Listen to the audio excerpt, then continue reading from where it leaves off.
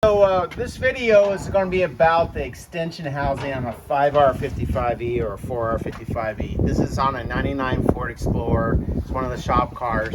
We're going to remove the extension housing. We're going to replace the seal, possibly the bushing too. But we're going to study the parking pawl. What gives us our parking gear? So let me show you what the parking gear involves. So I'm going to disconnect my shift linkage right here. I'm gonna pop this off. Okay, so right now it's in park. So if I try to move this drive shaft, I can't. You can hear it clicking, but if I click it forward, then I can move this drive shaft. We're actually in reverse, but the car's not running. So again, this is your park. The parking gear is inside the extension housing, so it's a good example of we can teach you how to do a seal, a gasket for the extension housing, and talk about the parking pawl.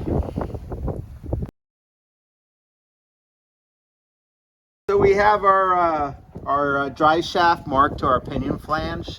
So you always want to mark this before you take it off, because everything's balanced. If I were to turn this around, you'll see that this drive shaft has a balancing weight.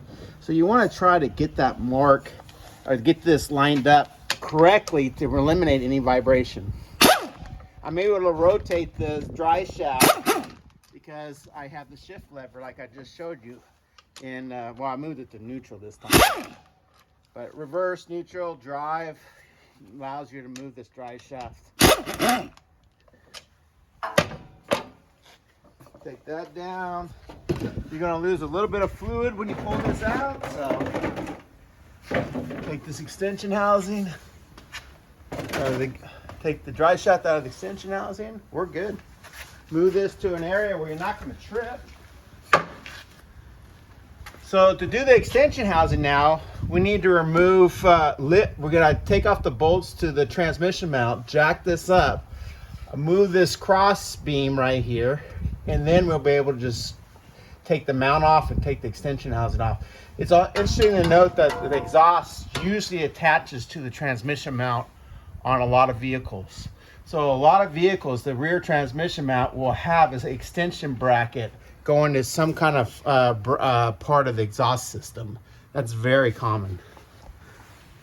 218 millimeters.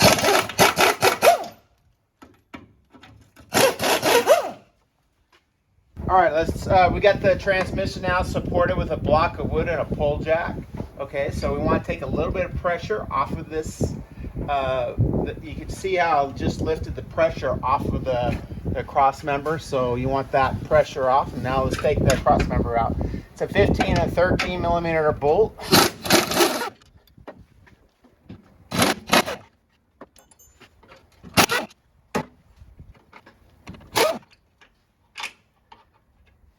And then this other one's an 18 millimeter nut with a 15 millimeter bolt. I'm going to put this back in because I don't want this falling on my head.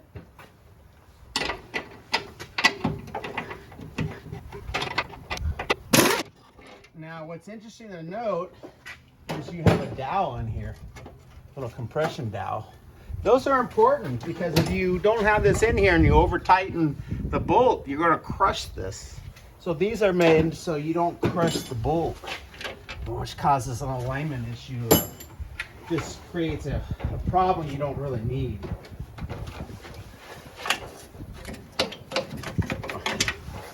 Okay, now I should be able to just tap this up.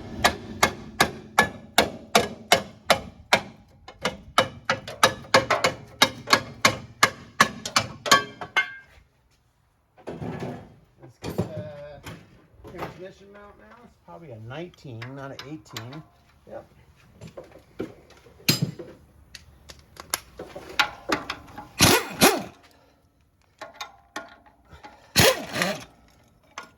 Okay, there's that bracket for the exhaust I was talking about. Move that out of the way. All right, we do have usually an O2 sensor. We'll mount onto this bracket right here, which is held on by a 15 millimeter bolt. Now, 3/8 gun is the maximum strength I would use for an extension housing. So you wouldn't want to go any stronger than a 3/8 gun to do this. Got that off. I can move the bracket out of the way. Oh, there's another 15 over here.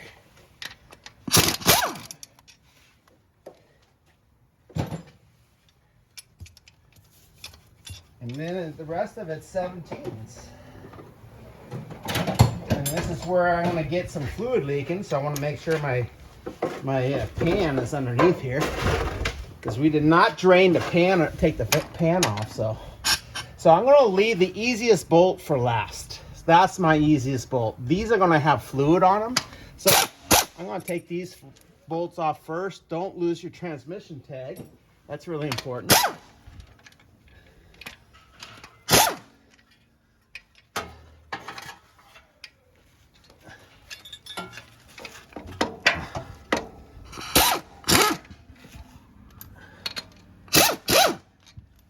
Then we have the last bolt right here.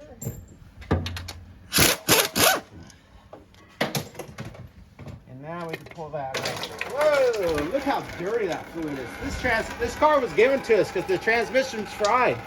I would say in this shop, 4 of the cars we have is because the transmission's fried, and so people just donate it because it's like $2,000 they're not going to invest into the car. Let's go ahead and pull this off. And let's look at the parking gear real quick. So here's your parking gear right here. It's connected to your output shaft, okay? So when I'm moving my shift selector, I'm in reverse right now, then I'm in park, okay? This is spring loaded. So that's why you always feel that kind of spring pressure when you engage it into park, because it's trying to hit that plunger into this parking pawl right here. So this is your parking pawl that engages your parking gear. So when you shift this into park, that shoves into this tube right here, forcing this parking pawl to engage our parking gear. Now the other thing that's of note is it's spring loaded, and the reason why is by federal law, parking gears cannot engage over 5 miles an hour, okay? So this ratchets until you get to 5 miles an hour, and then it'll clunk in and lock in the gear. And the reason why is people, when they lose their brakes, what's one of the things they do to try to stop the car if the car is running away? They throw it in the park. When they throw it in the park, what happens is this whole back end, if you're going too fast, if it engages above 5 miles an hour, it will just explode, and then the drive shaft flips the car upside down. So there was a bunch of accidents in the 80s where the drive shaft catapulted the vehicle that was running away with no brakes because the person threw it in the park. So they made it where, by federal standards, you cannot have the parking pawl engage above 5 miles an hour. And so when I did my Ford training classes when I was at the dealership, they actually had us take a Crown Victoria, put it in the park at 6 miles an hour, and it wasn't until the speedometer got just a tad below 5 miles an hour, and then throw it in the park. And I have to tell you, it really throws your head. I mean, it's pretty strong sudden stop. So that's the theory on the parking gear right there. All right, we're gonna go ahead and remove this seal. Now, we're in a shop situation where we're practicing. So when my students remove the seal, I don't wanna see you just taking a seal puller and yanking it because it's gonna break it. We'd like to use these seals as many times as we can. So get a chisel, and then you're gonna work your way around. And hopefully that seal, now this seal's never been off. And by the way, this is a good way to remove a seal. Get it going. Once you get it going,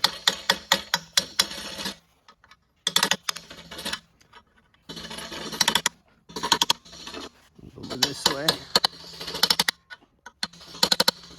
Then we can grab the seal puller and it should come out a lot easier. When you do these though, you want to make sure you don't grab where you're going to put a groove in your extension housing. So let's see.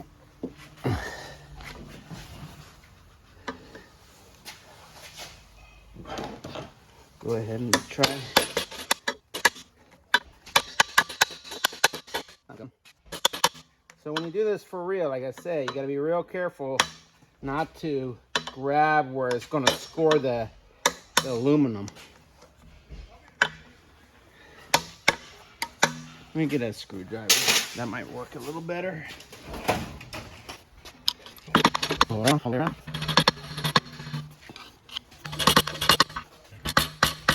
There, I think that finally got it. And grab that seal puller again. See how we got. There we go. And yeah, I'm good. No grooves. So nice and smooth. I didn't damage it at all. Okay. We're gonna reuse this, so I'm gonna take this now. You would never want to reuse something, and I'm gonna hammer this back down, these edges. Okay. And like I say, in a shop environment where we're having all our students practice all these different skills, and we could salvage the seal and use it for several students, we will do that. So we have the seal off, and I want to show you where I was grabbing with that seal puller. So you notice I went right on the edge of the seal. I did not go, this one I might have went a little bit too deep, but I went right on the edge of the seal, carefully paying attention to not scoring the extension housing. You could grab it in the center up here. You can see how I compromised the seal a little bit. You grab it in the center in here, but usually this kind of bends. It doesn't pull the seal. You got to get this outer section. This is what locks onto the case. So this is what you're trying to break free. On the extension housing itself, you would need to clean all this off, which is the sealant that makes these seals you know, where they don't leak fluid. So anyways, that's how we do it. Now I'm going to see if I could get a bushing driver to take off this bushing. I don't know if I have one. So we got my extension housing seal off. Okay, so now we want to do our bushing. So this is an actual really good bushing driver set, okay, with all different things, sizes in there. We found one that actually will kind of fit, but it looks like it's just a hair too big and will catch on that taper right there that helps center the bushing up to the housing. It looks like it's just a little too large, okay? And the next one down, we're missing. Here's another option you have. Another option is to use your freeze plug for your engine installer. And if you go with this one is just a hair too small, because we could have used any of the freeze plug installers as a bushing installer. Okay, Snap-on makes really good bushing installers, but again, like I say, we're missing that. So what I'm going to use is a glorified socket that fits just inside that taper, and you can see how I have a little bit of slop there. Okay, so a lot of people, I see it all the time, they'll hammer on something like a metal table. Well, the metal table flexes and then you don't get the impact you need. Concrete is your best and only choice. Get it on there and you're going to dry this out. Now there's another thing we need to pay attention to. There's an oil lubrication port right here on this extension housing. Anytime you have an oil lubrication port, the new bushing needs to have that in the exact same place. You can't have it anywhere else. So I'm going to have that lubrication hole at the 6 o'clock position pointing to me. And now I'm going to drive this out.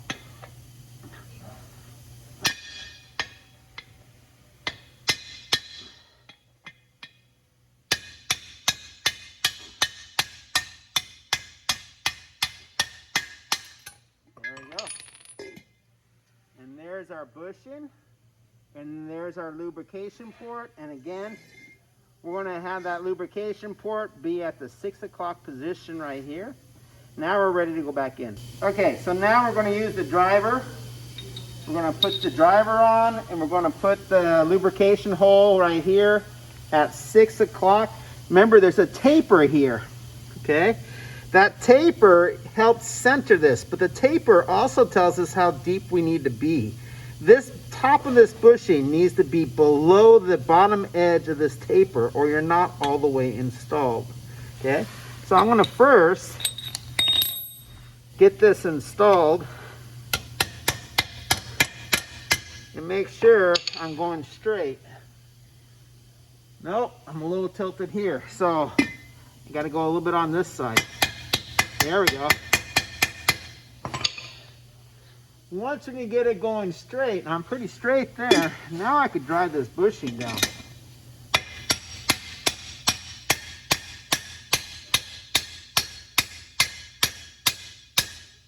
See how we are with the bushing? Oh, I went a little too far actually. Wow. Okay, so then technically the right choice would be to re-drive all this out and do it again. So take it out. Because you could go too deep as well. And I don't want to go too deep. 6 o'clock position. Get this on here right here.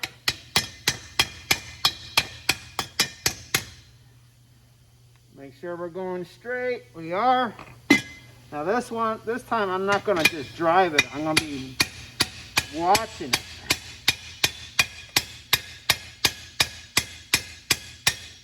Now we could check. Okay, we're not far down enough. Let's go down more. Let's go down more.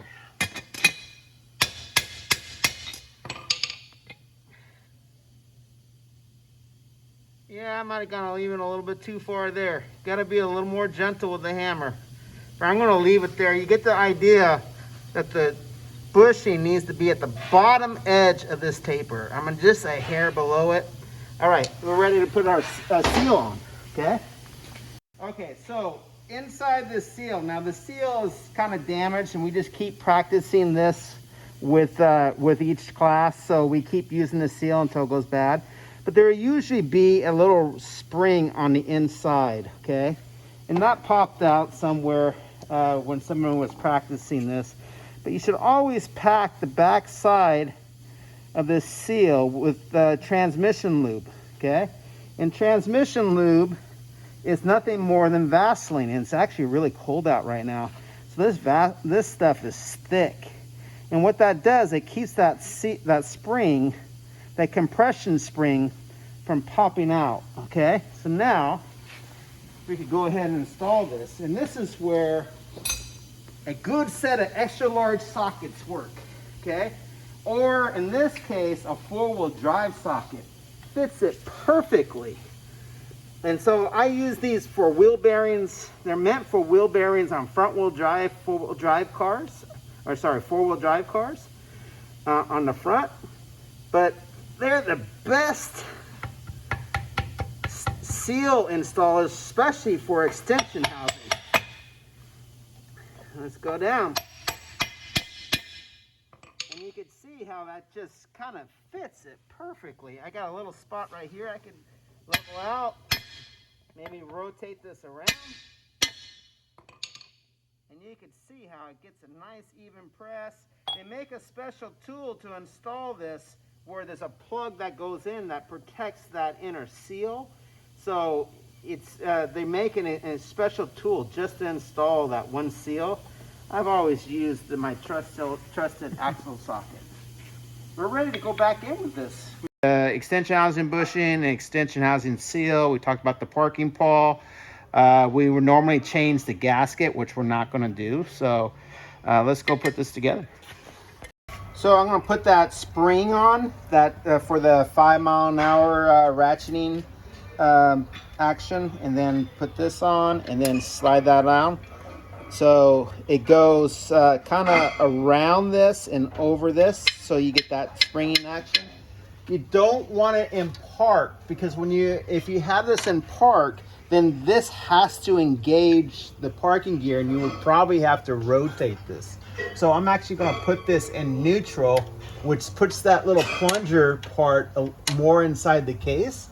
So then I could just, all I have to do is line this up and get on this side over here. You can see I line this up in that hole right there, and then I got to align my alignment dowel, and then that goes on. Golden. Always put the transmission tag in the same place. We also know that the studded bolts go on the top for that one bracket for the O2 sensor. I'll put that up there. And the rest of them are just regular bolts. Starting by a couple threads.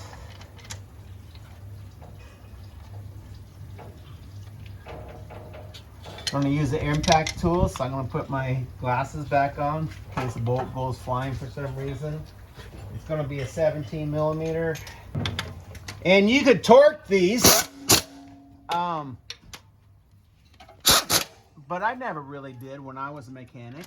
I just, you know, a couple little actions with the impact gun. If you were to torque these, I would argue that they're probably torqued to about 30 foot-pounds, 25, 30 foot-pounds. Okay?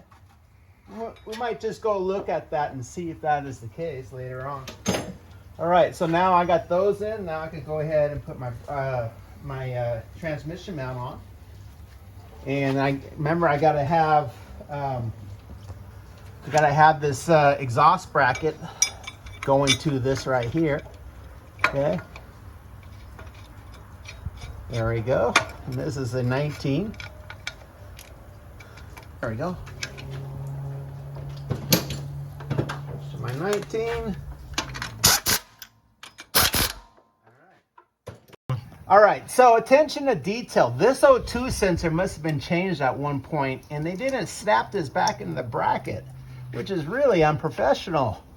Okay, you need to put everything back the way it was. So this is gonna go, let's see, right. Well, might have to put it on when I get it on, so let me go ahead and put this on, and that will give me more leverage. But I always try to make it where every little detail that is from the manufacturer, I duplicate. I try to get it back to factory standards. That's what you're after. And there's a mounting bracket. Make sure you install it. There. There. Now let's see if I get this in. Oh, I see why they didn't install it.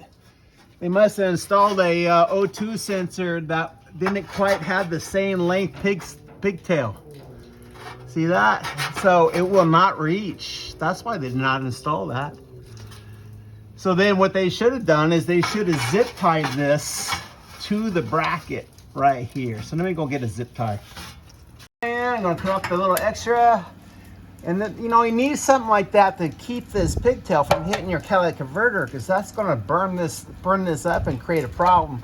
So it's a rear O2 sensor. So this was a cat monitor O2 sensor. So they had a code for the cat monitor system, and they probably changed that O2 sensor. And looking at how clean it is, I'm sure that was replaced.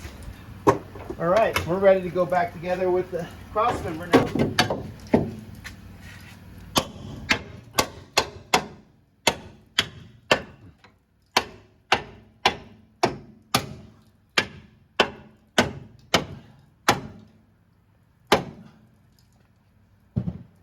Those little dowels, so I'll probably have to hammer those in. This one might not have to. So this one, yep, I can put that in. So that'll get that line.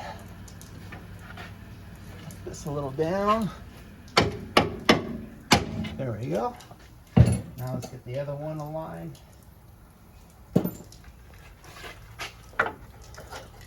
Oh, beautiful. I think we're golden. Almost.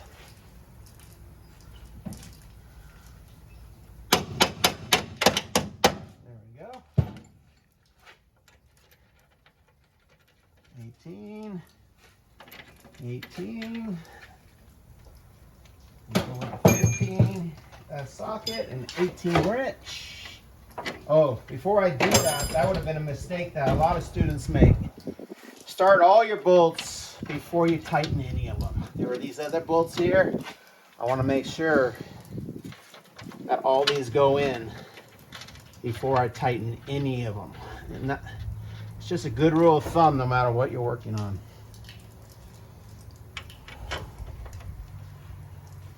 See, right there, look at that.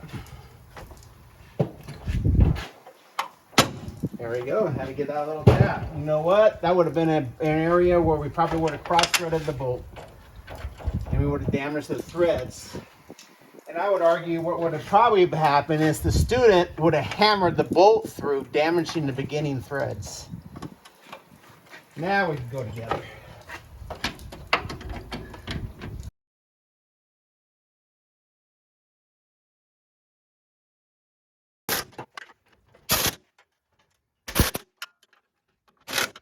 Switch to the 18.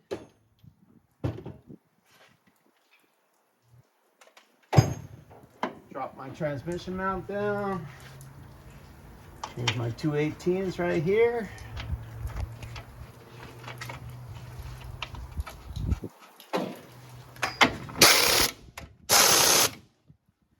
We're in neutral, so I can grab my dry shaft.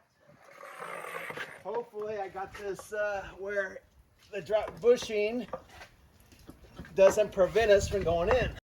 Last 4 bolts for the dry shafts. We've lined up our mark. And by the way, Ford uses a 12.12 millimeter. And an impact swivel is the best tool. 3/8 drive and then a 1/2 inch to 3/8 adapter. That's what I've always used. And I would argue you should put Loctite on these too. All right, let's check our parking gear. So I could spin the drive shaft right now. There we go, park. But we had it in neutral initially, but I want to verify, or we had it in reverse. Do we have it in park? Oh, must have been in park. There we go. It was in park. There we go. And lock that on. Yep, it was in park. My bad. But there we go.